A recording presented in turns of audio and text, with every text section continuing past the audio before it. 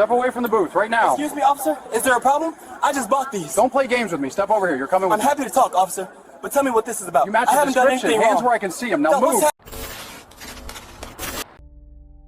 Officer Caldwell had no idea that tasering a black shopper at a bustling market would unravel his history of bias and land him in court facing multiple victims. Before I continue, let me ask you, have you ever been stopped by police for no real reason, just because of how you look?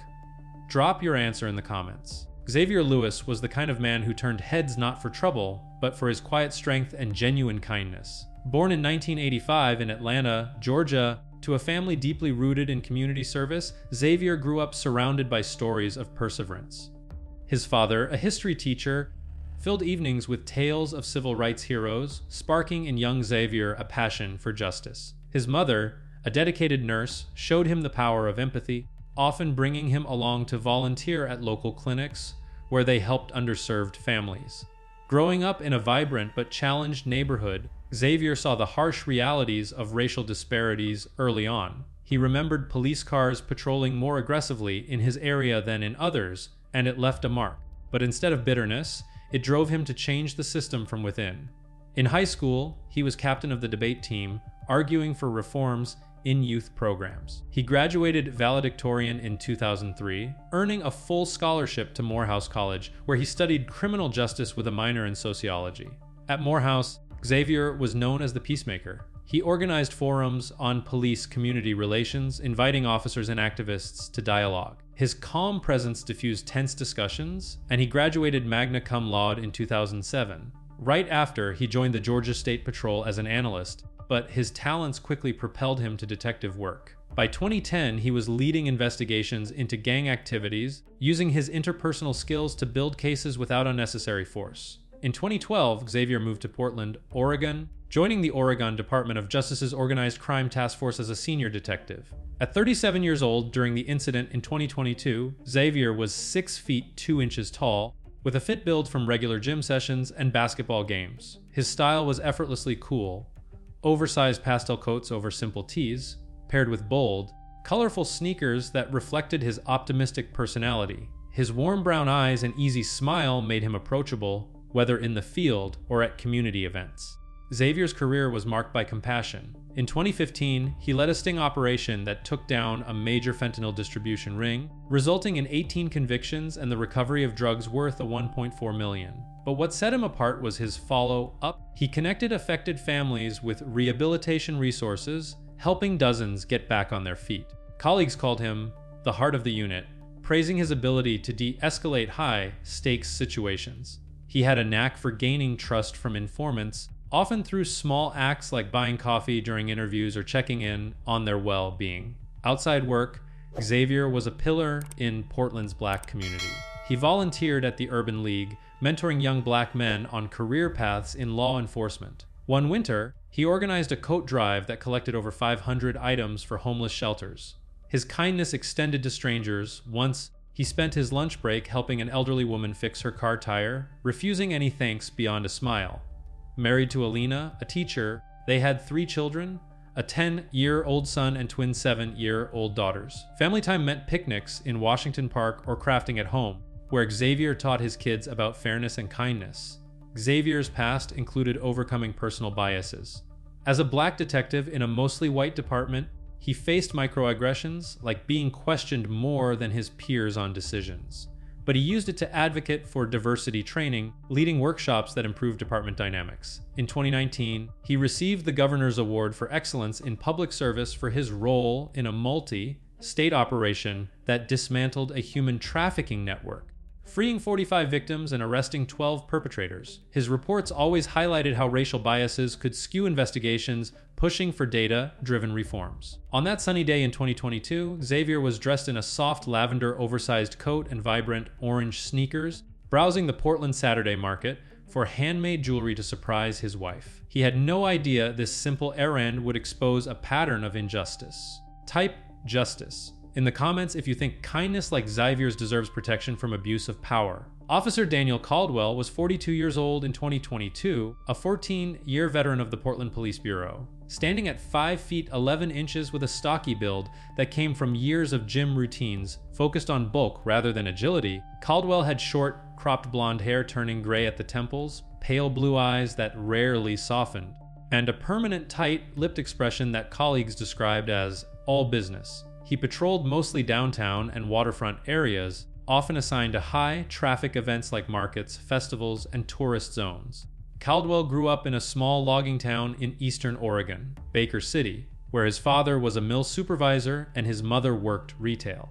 From an early age, he absorbed a worldview that emphasized strict order and quick consequences. He rarely spoke about it, but neighbors recalled him as the kid who reported other children for minor rule breaking, earning the nickname Deputy Dan, long before he wore a badge. After high school in 1998, Caldwell joined the U.S. Army as an MP, serving one tour in Iraq from 2004 to 2005. He returned with commendations for conduct under pressure, but also carried stories he never shared. Back in Oregon by 2006, he enrolled in the police academy and graduated top of his class in discipline and firearms proficiency. Assigned to Portland in 2008, he quickly built a reputation as a no-nonsense officer who made a high volume of stops and arrests. But that reputation had shadows. Internal affairs files, later made public during the investigation, showed a troubling pattern starting as early as 2013.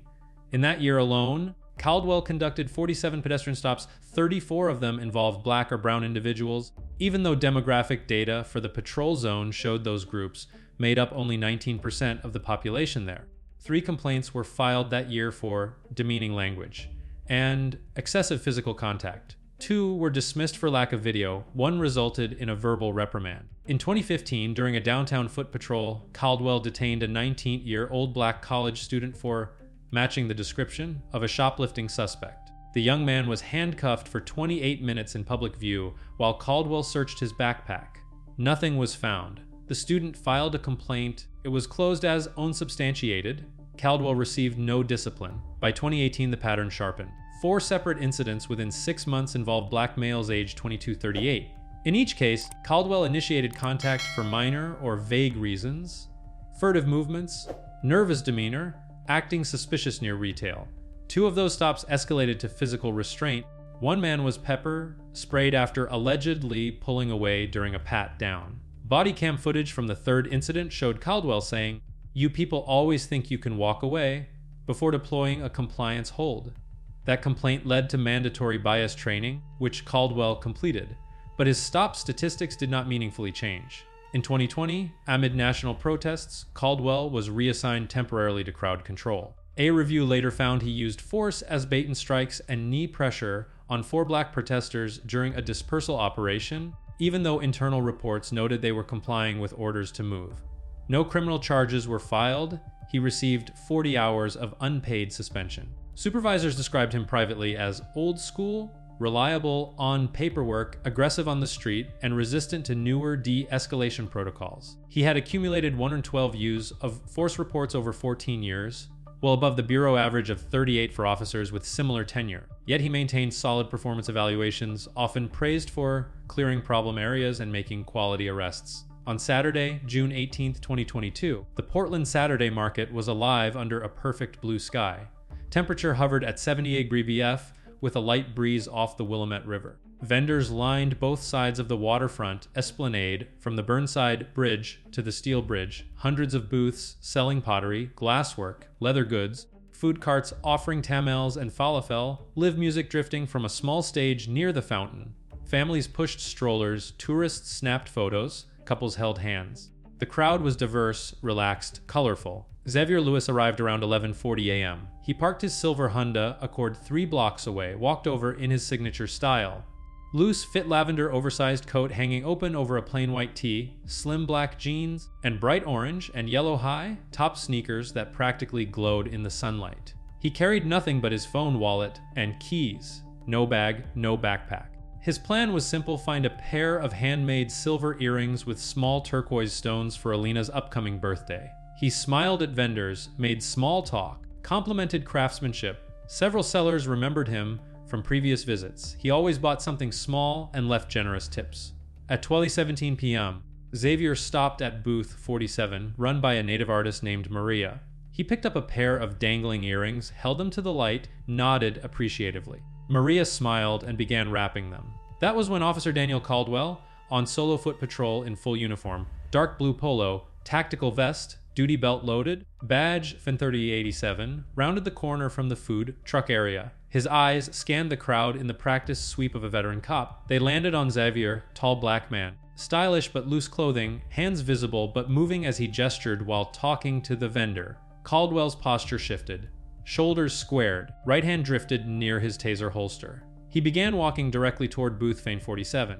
Let me know in the comments below if you've ever felt that sudden change in energy when an officer locks eyes on you for no clear reason. 12:18 p.m. Officer Caldwell approached booth FIN 47, his boots thudding softly on the paved walkway. Xavier was handing Maria a 20 bill for the earrings, 18 plus tip. Caldwell stopped 3 feet away, right hand resting on his belt near the radio. Sir, Caldwell said, voice flat and authoritative. Step away from the booth. Xavier turned slowly, earrings in one hand, change in the other. His expression was calm, eyebrows raised slightly in surprise. Excuse me, officer, is there a problem? Caldwell's eyes narrowed, scanning Xavier's coat. Oversized, could conceal something. I need you to step over here. Now.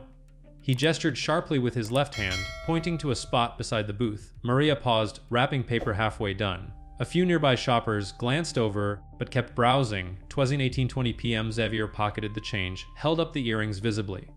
I'm just buying these, paid in full. Receipt right here if you need. He smiled politely, extending the small paper slip Maria had given. Caldwell didn't take it. Hands where I can see them.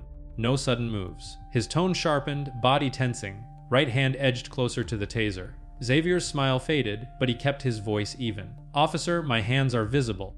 I'm not moving suddenly. What's this about? Suspicious behavior near retail. Matching a description. Caldwell stepped closer, now 2 feet away. His free hand motioned again, more insistent, fingers jabbing the air. Xavier stayed put, feet planted. Description of what? I'm shopping like everyone else. 18:45 p.m. A young couple at the next booth, booth FIN 48, selling candles, stopped and watched. The woman pulled out her phone, held it low. Don't argue. Caldwell barked. Step over or I'll make you. His face reddened slightly, jaw clenching. Xavier exhaled slowly, thoughts racing. Stay calm, don't escalate. I'm complying, officer. Just tell me why. Caldwell grabbed Xavier's left arm suddenly, firm grip above the elbow. That's it, you're detained. Xavier didn't resist, but his body stiffened. For what? I haven't done anything? Maria spoke up, voice trembling. He just bought these. Paid cash, no issue. Caldwell ignored her, twisting Xavier's arm behind his back with a quick yank. Xavier winced, but kept steady. Easy, officer. I'm not fighting. 19:10 p.m., more heads turned. A man in a red hat at booth 46 started filming on his phone, zooming in. Hey, what's going on? He's just shopping. Caldwell pushed Xavier against the booth side panel, wooden, rattling slightly. Stop resisting, he shouted, though Xavier's arms were limp in compliance. I'm not resisting. Xavier said clearly, voice raised for witnesses. Everyone see this? I'm calm. The woman from booth FIN 48 was now recording too, phone held high. Officer, he's not doing anything wrong. Caldwell reached for cuffs with his left hand, keeping pressure on Xavier's back. You match a theft suspect. Black male, tall, baggy clothes. Xavier's mind clicked racial profiling. Again, baggy, this is fashion. And theft? Show me the report. Shut it, Caldwell growled, snapping one cuff on Xavier's left wrist. Click, metal cold against skin. 20:35 p.m. Xavier felt the pinch, but breathed steadily. I request your name and badge number. Caldwell twisted the other arm back. Click, both wrists secured. Caldwell, 3187. Now, down. He forced Xavier to his knees. Slow push on the shoulders. Knees hit pavement, jarring. Xavier's coat bunched up, sneakers scraping. Witnesses multiplied. A teenage girl's out now. A teenage girl yelled, leave him alone. He's innocent. Maria, I can vouch. He paid. Caldwell radioed in 10:15 at Saturday Market. Suspect detained. Possible theft. Dispatch crackled back. Copy. Backup and wrote. Affirm, Caldwell said, glancing around. Crowd murmuring grew. 12:20 p.m. Xavier on knees, hands cuffed behind. Officer Caldwell, this is unnecessary. I'm a state detective. Check my ID. Front pocket. Caldwell paused but scoffed. Sure you are? Everyone's a detective when caught. He patted Xavier down roughly, hands slapping pockets, coat flaps. Found wallet, phone, keys. Pulled wallet open, driver's license, credit cards, and the badge. Oregon Doje Organized Crime Task Force. Detective Xavier Lewis. Caldwell's face paled for a split second, but he doubled down. Could be fake. You're still detained. Dial it in. Verify. 20:25 p.m. Tension peaked. Crowd of 15 now circling at a distance. More filming. A vendor shouted, "That's messed up. Let him go." Caldwell's hand went to his taser. "Back off, all of you. This is police business." Xavier sensed the shift. "Don't do this, officer. It's a mistake." But Caldwell, sweating now, drew the taser. Yellow cartridge aimed. "Stop talking or you'll get lit up." "Xavier, I'm cuffed.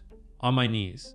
No threat. So Toys I 20:40 p.m. A witness edged closer. "His right. This is wrong." Caldwell spun. "Stay back." Then, to Xavier, one more word. Xavier met his eyes calmly. I'm silent." But Caldwell fired anyway. Prong shot out, zap, hit Xavier's chest through the coat. Voltage surge day 50,000 volts. Xavier's body convulsed, muscles locking. He collapsed sideways, head thunking pavement. Pain like fire through nerves. Crowd gasped. Screams! "You tasered him!" "For nothing. Maria, oh God!" Caldwell holstered, breathing heavy. He was resisting. Xavier twitched on the ground, breath ragged. Thoughts why? Just why? Backup sirens wailed in the distance. Comment below if you believe stops like this need more accountability from the start. 12:21 p.m. backup arrived.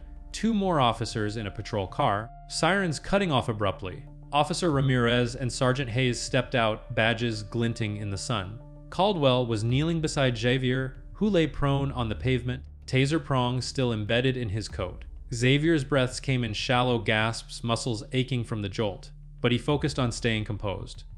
Thoughts swirled. This can't stand. Not again. Situation contained.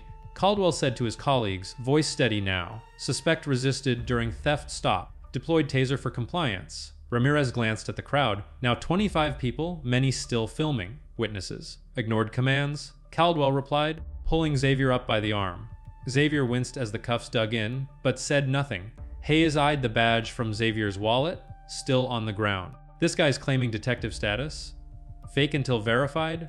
Caldwell snapped. He yanked the prongs out roughly. Xavier felt the sting, blood spotting his shirt under the coat. They searched him fully now. Ramirez patted legs and ankles empty. Hayes checked coat pockets lint, a gum wrapper. Caldwell rifled the wallet again, license, badge, family photo. Nothing incriminating. No stolen goods, no weapons, no drugs. Just the earrings in a small bag, receipt attached. Nothing here. Ramirez muttered. Caldwell's jaw tightened. He could have ditched it. Booking for theft suspicion, resisting arrest. Assault on officer. Xavier standing now, legs shaky. Assault. I never touched you. Verbal aggression, Caldwell said. And you jerked when cuffed. Witnesses booed. One yelled. Maria stepped forward. "Ha, bought those earrings from me." "I saw everything." Hayes noted her name, but Caldwell waved it off. Transport him. 12:23 p.m. They marched Xavier to the patrol car, crowd parting reluctantly. Hands cuffed behind, he felt every eye on him. Orange sneakers scuffed the ground. Code askew, taser holes visible. Ramirez opened the back door, Xavier ducked in, seat hard and plastic. Door slammed, engine started en route to the central precinct, 5-minute drive. Caldwell rode shotgun silent. Hayes drove. Ramirez in another car. Xavier's mind raced call Alina soon. This is profiling, pure and simple. Arrived at station, 12:28 p.m. Gray building on 2nd Avenue, bustling with officers. They pulled Xavier out, escorted through side door. Metal detector beeped. Keys in pocket. Into booking area. Fluorescent lights buzzing, smell of stale coffee. Fingerprinting first. Caldwell supervised, gripping Xavier's arm extra tight. Ink on fingers, rolled on scanner. Mugshot. Flash, Xavier stared straight, expression neutral. Thoughts this badge means nothing to him. Charges read petty theft. ORS 164.043. Resisting arrest. ORS 162.31 Feeve. Assault on public safety officer. ORS 163.2D8. All false, Xavier knew. Searched again, deeper this time. Belt removed, sneakers unlaced. Coat off, holes inspected, nothing. Pockets turned out 0. They found his phone dead from taser surge. No, just off. Wallet contents catalogy 47 cash. Cards, badge again. Still saying this is real. Caldwell sneered. Xavier, verify it. Call Oregon DOJ. Processed into holding 12:45 p.m. Small cell, bench bolted to wall. Cuffs finally off after 26 minutes. Wrists red raw. Sat alone, rubbing them. Clock ticked slowly. No water offered. Thoughts how many others sat here for nothing. Once in 15 p.m., door clanged, Detective Barnes entered, mid-40s, suit rumpled, good cop vibe. Sat across, offered coffee. Xavier declined. Look, Xavier, mind if I call you that? This seems like a mix-up. Tell me your side, we sorta quick. Xavier leaned back. Lawyer first, then talk. Barnes smiled. Come on, you're law enforcement too, right? Badge looks legit. Help us help you. No attorney, no statement. Xavier repeated, voice firm. Barnes pressed. Caldwell says you lunged. Witnesses might back him. Xavier, witnesses filmed it. Check footage. 1:30 p.m. Barnes left. Waiting resumed. Xavier paced. 3 steps one way, 3 back. Cuffs back on for safety. During a bathroom escort at 1:45 p.m. Humiliating. Returned to cell. Hours dragged. No food. Just a paper cup of water at 20:10 p.m. Thoughts turned to family. Elena worrying if he didn't call. Kids waiting for Saturday stories. 3:00 p.m. Shift change. New guard checked in. Xavier requested phone call again. Denied. Processing delay by 4:00 p.m. Total time in cuffs intermittently 2 hours 15 minutes. Back H from bench. Mind sharp, though this ends with truth. Finally, at 4:30 p.m. door opened. Captain Ellis, stern 50s, clipboard in hand. Lewis, verification came through. You're clear. Xavier stood. About time, but the damage was done. Type, accountability. In the comments if you think false charges like these erode trust in the system. 4:32 p.m., Captain Ellis stood in the doorway of the holding cell, arms crossed. Behind him, 2 plainclothes agents in dark suits, FBI badges visible on their belts. Special Agent Maria Torres, 38, Latina, sharp eyes and no-nonsense posture. Special Agent Marcus Hale, 45, black, tall, calm demeanor that contrasted sharply with the tension in the room. Detective Lewis, Torres said, voice level. We're here from the FBI Portland field office. Your supervisor contacted us 30 minutes ago after DOJ verification pinged our system. We're taking over. Caldwell, who had been lingering near booking, froze. His face strained of color. Wait, what? This is PPD jurisdiction. Hale stepped forward. Not anymore. False arrest of a federal task force member, excessive force captured on multiple civilian videos, and a documented pattern of similar conduct. We have probable cause for civil rights violation under 18 U.S.C. 32-42. Step aside, Officer Caldwell. Xavier rose slowly from the bench, wrist still marked red. He nodded to the agents. Appreciate the timely arrival. Torres turned to Ellis. Uncuff him fully. Release all holds. We're escorting him out. Caldwell's voice cracked. He resisted. I followed protocol. Hale held up a tablet already playing silent footage. One of the market videos, time-stamped 12:20 p.m., Xavier on his knees, clearly compliant. Taser deployment. Crowd gasps frozen in frame. Protocol doesn't include tasering a cuffed, non-resisting individual who identifies himself as law enforcement, Hale said quietly. Especially not after finding his credentials. Ellis motioned to a sergeant. Remove restraints. Now, click. Cuffs off for good. Xavier rubbed his wrists, coat still torn from the prongs. He looked at Caldwell directly. No anger, just steady disappointment. You had every chance to de-escalate. You chose this. Caldwell opened his mouth, closed it, turned on his heel and stormed toward the locker room. 2 bureau officers followed, administrative leave pending. 4:45 p.m. Xavier walked out the side door, flanked by Torres and Hale.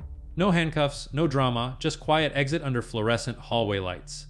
Fresh air hit him outside. He inhaled deeply, sun still high. Phone finally returned, battery at 8%. First call Elena. Babe, I'm okay. Long story. Coming home soon. Inside the station, the shift changed fast. 5:10 p.m., internal affairs activated. Captain Ellis ordered body, camera view, Caldwell's was on, footage crystal clear. Witness statements requested from Maria and the Candle couple. Portland Police Bureau Public Information Officer drafted a holding statement. An incident occurred at the Saturday market involving a use of force. The matter is under active investigation, but the FBI moved quicker. 6:00 p.m. agents Torres and Hale, executed a search warrant at Caldwell's home in Beaverton, obtained via emergency affidavit citing pattern of conduct and today's event as probable cause for federal civil rights conspiracy. Seized personal phone, work laptop left at home, duty notebook, 2 additional tasers, 1 unauthorized off-duty carry, and a small stack of complaint printouts Caldwell had kept. Notebook entries, chilling dated stops, shorthand notes like suspect male, loose clothing, evasive. Another one thinks rules don't apply. Cross-reference dates matched prior IA complaints. 7:30 p.m. FBI pulled Caldwell's full stop arrest history, cross-checked with Oregon DOJ Civil Rights Database. Pattern emerged starkly 2013-2022. 2 to 14 pedestrian vehicle stops involving black individuals, 42% of total stops risk 9% black population in patrol zones, 19 formal complaints of racial bias or excessive force, 7 sustained minor discipline, written reprimands, 80 hours training, 4 settled civil suits pre-2022 total payouts, they're $87 and from city insurance. None had resulted in termination. Until now, 8:15 p.m. Xavier, back home in Northeast Portland, sat with Alina on the couch, kids asleep. He recounted calmly, no exaggeration. Alina held his hand, tears silent. "They tasered you? In front of everyone. Over earrings I bought for you," he said softly, pulling the small bag from his coat pocket, still intact. "Happy early birthday." She laughed through tears. "You're impossible." Meanwhile, at FBI field office downtown, 900 p.m. agents interviewed 3 market witnesses who came forward voluntarily. Maria brought the receipt copy. Candle, couple provided full unaided videos. Combined 4 minutes, 17 seconds showing the entire sequence approach, cuffing, taser without warning. Torres reviewed footage frame by frame. No furtive movement. No reach for waistband. No verbal threat. Just shopping. Hale nodded. This isn't isolated. It's systemic for him. By 10:30 p.m., federal complaint drafted 18 U.S.C. Hard 242's deprivation of rights under color of law. Felony level due to bodily injury, taser deployment. Additional state charges pending: assault a thorough, official misconduct, filing false report. Caldwell, placed on paid administrative leave at 5:30 p.m., received the call at 11:05 p.m. Split report to bureau tomorrow for formal interview. He hung up without a word. The climax wasn't loud explosions or chases. It was quiet paperwork, video timestamps, and one man's calm, "I told you so." That finally cracked the shield. Comment below if you think federal oversight is sometimes the only way to force real change. The investigation unfolded like a slow, inevitable tide. June 19, 2022, 8:00 a.m. FBI Portland Field Office Conference Room. Special Agents Torres and Hale sat with Oregon DOJ Liaison Attorney Rachel Kim and Portland Police Bureau Internal Affairs Lieutenant Greg Donovan. Whiteboard already half, filled timeline, witness list stop, data spreadsheet. Torres opened. "We have 17 civilian videos from the market incident totaling 41 minutes 52 seconds. All since timestamps show zero justification for taser use. Detective Lewis was fully compliant, hands visible, verbal only to identify himself." Hale projected stills, Xavier kneeling, cuffs on, no reach, no struggle. Caldwell's hand on taser. Body cam from Caldwell corroborates. He never checked the badge until after deployment. Even then, he dismissed it as possible counterfeit without verification. Lieutenant Donovan shifted uncomfortably. Bureau already placed him on admin leave. "We're cooperating fully," Kim nodded. "Good, because federal charges are filing today, 9:30 a.m. Federal complaint unsealed in U.S. District Court, District of Oregon. Count 118 U.S.C. for 242 willful deprivation of rights under color of laws, felony bodily injury inflicted via taser. Count 218 U.S.C. A 242's conspiracy if evidence shows prior knowledge or pattern. Additional false statements in police report 18 U.S.C. for 1001 state level referral RS 106 and 60.165 official misconduct in the first degree. ORS 162 Ford have unlawful use of a weapon as tasers excessive force. ORS 16622 $. 1100 a.m. Search warrant executed on Caldwell's patrol vehicle and locker. Found unauthorized secondary taser serial number not bureau. Issued notebook with additional stop notes matching racial pattern. Printed emails from 2019 showing he ignored a supervisor's directive to reduce pedestrian stops in high complaint zones. Witness interviews ramped up. Marias, a booth owner, gave sworn statement. He paid cash, smiled, complimented my work. Officer never asked me a question, just grabbed him. Candle couple provided 11080p video files. Teenage girl who yelled handed over her clip showing Caldwell's face during taser draw. Clear anger, no fear. By June 21, total video evidence. 29 sources, 17 market civilians plus Caldwell body, cam platoon backup officers, cams plus 9 additional bystander uploads turned in. Combined runtime 3 hours 14 minutes. Data revealed the full scope. June 22, 250 of DOJ analysts ran Caldwell's stop history through bias audit software. Results 2014-2022-1, 847 total enforcement contacts. Black individuals, 41.3% of stops, a statewide black population 0.2%, Portland 5.8%. Disparity index 7.1, die higher stop rate for black pedestrians, VES expected. Use of force incidents 19 involving black subjects, SEVI S4 for white subjects of similar complaint volume. 11 complaints specifically citing racial slurs or biased language of the 4 sustained discipline light. One 2017 case stood out. Black teenager stopped for looking around nervously near a store. Caldwell wrote, possible lookout, teen cuffed 42 minutes. Nothing found. IA closed it. Teen later sued city, settled for $42,000 in 2019. Another 2021, black woman 32 walking home from work. Caldwell claimed furtive glance at patrol car. Pat down produced nothing. She filed complaint. He said, you know why I'm stopping you. Audio from her phone later surfaced. Discipline 24-hour suspension. FBI interviewed 8 prior complainants who came forward after news of the market incident leaked internally. All described similar vague suspicion, rough handling, dismissive attitude toward explanations, frequent use of you people, phrasing in reports or off record. June 2080 grand jury convened. 14 witnesses testified over 2 days, including Xavier, who spoke for 47 minutes without raising his voice. I identified myself clearly. He chose force anyway. July 12, 2022 indictment returned. Felony deprivation of rights, count 1 teen. State charges filed concurrently by Multnomah County de Assault through official misconduct I. Caldwell surrendered July 14. Arraigned, released on $25,000 bond. Conditions: no contact with Xavier, no firearm possession, no police duties. Aftermath hit hard and personal. Caldwell's wife filed for separation August 3. Public records showed she cited long-standing anger issues in petition. Bureau launched full pattern or practice review of his assignments. Result: 3 additional officers flagged for similar stop disparities, though lesser. Mandatory retraining for entire downtown precinct 142 officers.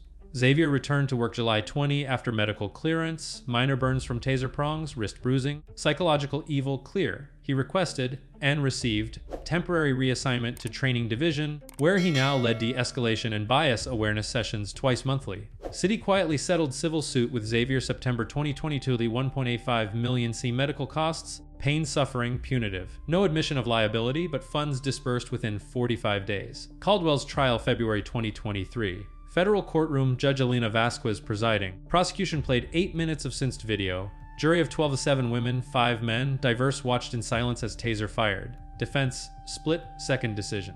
Feared for safety. Cross-examination shredded it. Torres on stand, no objective threat indicators present. Xavier testified last day. Calm, measured. I was shopping for my wife's birthday. That's all. Verdict: guilty on count 1 deprivation of rights. Sentencing May 17, 2023. Judge Vasquez, this was not a mistake. It was a choice rooted in bias. The badge does not grant license to harm. Sentence: 41 months federal prison, a mid-range guideline, 3 years supervised release, a $15,000 fine, restitution to Xavier of 8 and 400s, medical cell, lost wages, lifetime ban on law enforcement employment, state charges pleaded to misdemeanor assault, 18 months probation concurrent, 1 badge removed, 1 career ended, 1 pattern finally broken. Comment below if you believe sentences like this send the message that no one is above the law.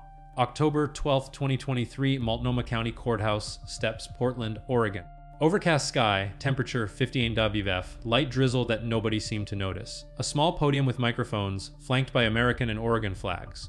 Behind Xavier Lewis, now 38, standing tall in a charcoal suit, lavender pocket square as a quiet nod to that Saturday. Beside him, Special Agent Maria Torres, CFBI, Attorney Rachel Kim Do-J Liason, and Alina holding their youngest daughter's hand off to the side. Xavier stepped to the mic first. Voice steady, measured, carrying the same calm that had kept him composed on his knees at the market. Good afternoon. A little over a year ago, I went to the Portland Saturday market to buy my wife a birthday gift. Simple earrings, handmade, paid in cash. What should have been a 5-minute errand turned into 26 minutes in cuffs, a taser to the chest, and hours in a holding cell, all because one officer decided my skin color and my coat were enough probable cause. I identified myself as a detective with the Oregon Department of Justice. I showed my badge. I complied at every step. None of that mattered. Officer Daniel Caldwell chose force anyway. Today, after a federal conviction and sentencing, that choice has consequences: 41 months in prison, lifetime ban from law enforcement, and a permanent mark on a record that once carried a badge. This isn't just my story. It's part of a much larger one. I stand here not for pity, but for accountability. Because when one officer acts this way, and when the system lets it continue for years, trust erodes for everyone. Black communities feel it first and deepest, but the damage spreads. I want to thank the witnesses who filmed, who spoke up, who refused to look away. Maria at booth 47, the family selling candles, the teenage girl who yelled, "Leave him alone," Your courage turned a private injustice into public record. I thank the FBI agents who moved swiftly, the prosecutors who pursued truth over convenience, and my family who held me up when the weight felt heaviest. To every officer who does the job right every day, this conviction isn't an attack on you. It's a defense of the badge you wear. The vast majority serve honorably. The few who don't tarnish everyone. We fix that together. And to anyone who's ever been stopped, questioned, or treated like a threat for simply existing, your voice matters. Keep recording. Keep speaking. Keep demanding better. I'm back at work now, training new officers on de-escalation and bias recognition. If one less family has to go through what mine did, then that Saturday was worth it. He stepped back. Applause, measured, respectful. Torres took the mic next. The FBI will continue to investigate patterns of misconduct wherever they appear. No one is above the law, not even those who enforce it. Questions followed. A reporter asked Xavier, "Do you forgive Officer Caldwell?" Xavier paused. Forgiveness is personal. Accountability is public. He's serving his sentence.